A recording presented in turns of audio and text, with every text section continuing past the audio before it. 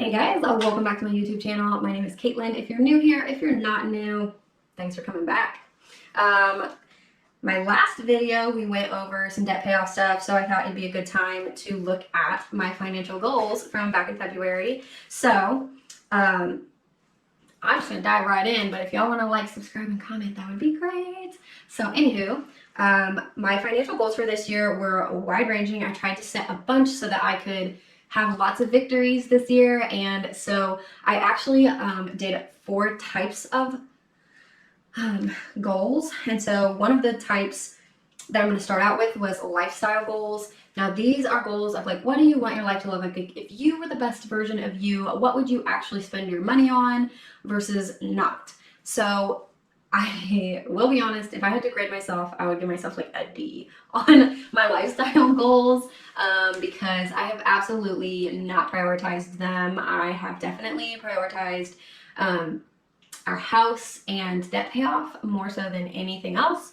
So I will go through them, but just know I'm working on it. So one of them, I wanted to purchase more sustainably.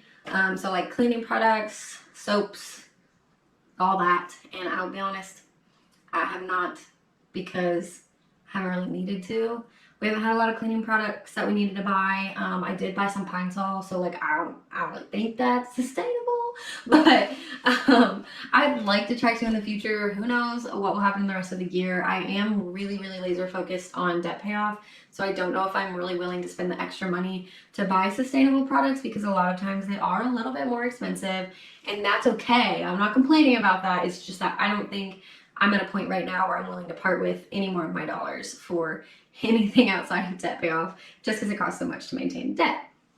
But I have bought a water bottle that I have used religiously. I use a Brita religiously. Like I don't buy bottled water really, and yeah, so at least there's that. The next one was shop small and local, and I've definitely done that, so that's why I didn't give myself an F. I bought from a small boutique for Mother's Day. I bought from another boutique for a kind of like a bridesmaid type gift to the bride. And I bought from one of the same boutiques for my sister's birthday. Just all kinds of small boutiques, I guess, is all I really shop at. But yeah, so I've definitely shopped some smaller businesses and especially local boutiques that are people that I really respect and admire for their efforts in being entrepreneurs. So I really enjoy shopping at them. I think they both do have websites up right now. I don't know if they've dropped anything lately, but I will link them in the comments below. The 2 boutiques I'm talking about. One is called Sweet Agape and one is called Jolene's. One is mostly clothing, some shoes. The other one is like clothing and stamped metal jewelry. So that's what I gotten a ring from her. So super cute stuff, and I will link those below. The next one was donate more, and I don't think I've donated like a penny this year. I'm just kidding. I've definitely donated some pennies. Our electric bill is always rounded up and donates to a fund that helps people who need money for electric bills. So I donated a little, but I'd call it an F if we were grading it. Okay, the next one was avoid buying things that have a free alternative. I've definitely avoided it, but I have not successfully not done it. So the only thing I've bought that did have a free alternative was 2 spreadsheets. I will show you one of them here, and I showed one in the last video.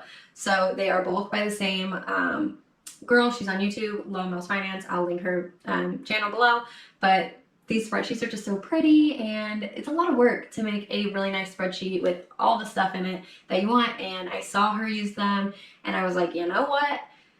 It's worth it. They were $12 total, I think, from Etsy, and I have no regrets. So, failed that goal. Okay, the other 2 types of goals I'm actually going to go over with my laptop. So, I will grab that and we'll go over those. All right, so we're diving into my annual goals spreadsheet, and what you are seeing right now is this beautiful spreadsheet that I mentioned I got from Low Mills Finance. So let me scroll this bad boy up just a little. All right, so we actually have 2 types of goals that I have listed in here, and they're kind of all jumbled up. So we'll just go through some of them. So the first ones we'll go through are the stability goals. I only set 2 stability goals for the year. These are the goals that help you build like to prepare for the unexpected. So like an emergency fund, that kind of thing. So my 2 goals were build an emergency fund up to 2 months of expenses, and then earn my full wellness incentive from my company, which is a $450 incentive that goes into my HSA. And I put that under the stability goals because you can use your HSA anytime. You don't have to wait for retirement, but it can also be used for retirement. So it's a whammy on that front.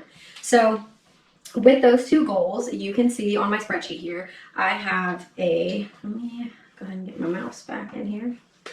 I wish I had a desk, I'll tell you what, it would be useful. So anywho, my HSA is doing pretty good. I'm 64% of the way there because I earned half of that incentive I mentioned already, and I did increase my contributions, which was one of my other goals, was to increase my contributions so that I would eventually hit $1,000 so that next year I could start investing everything over $1,000, because that's one of the benefits of an HSA, is you can invest it.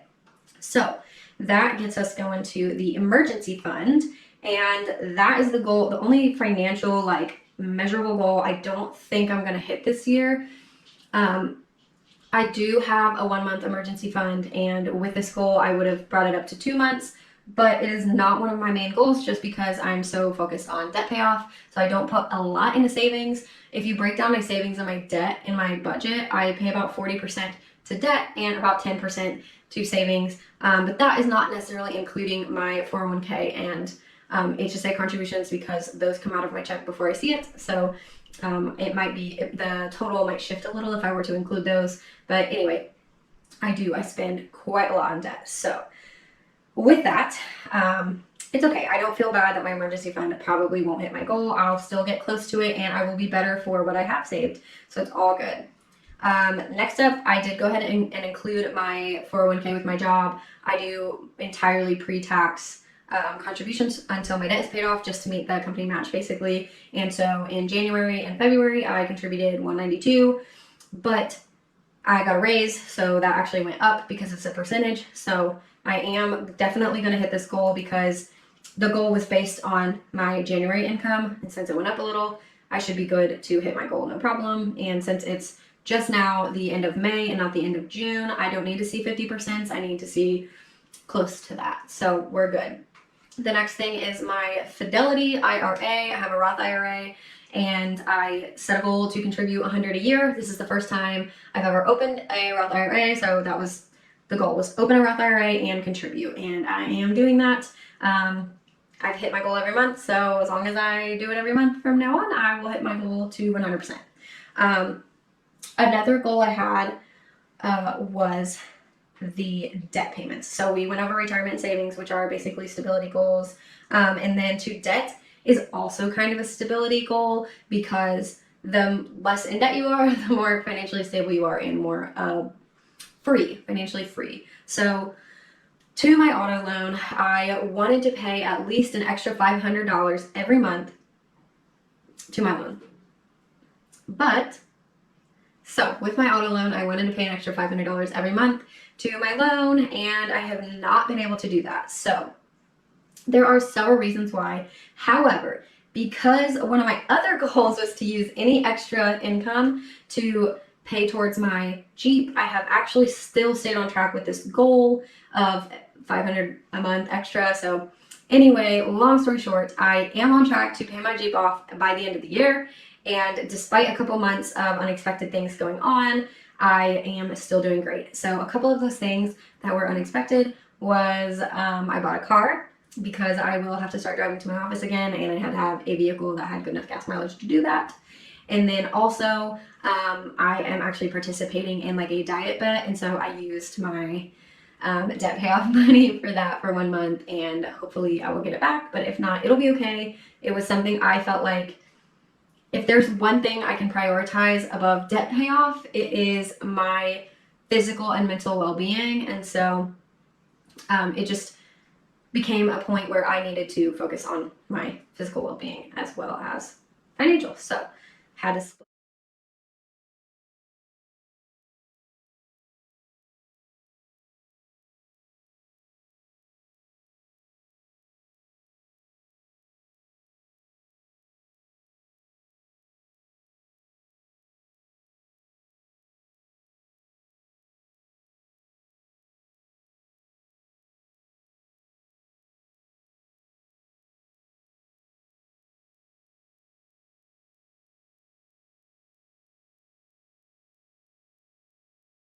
So that is it for all the stuff.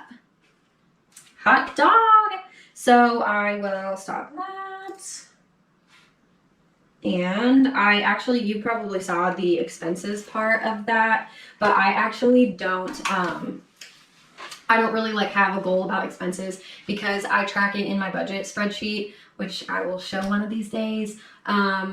Because I don't really care. I already know that I'm doing as much as I possibly can. I have a little donut graph that shows me that I am putting 50% of my income to savings and debt. So I'm calling it good because I don't know how I could do any better than that right now.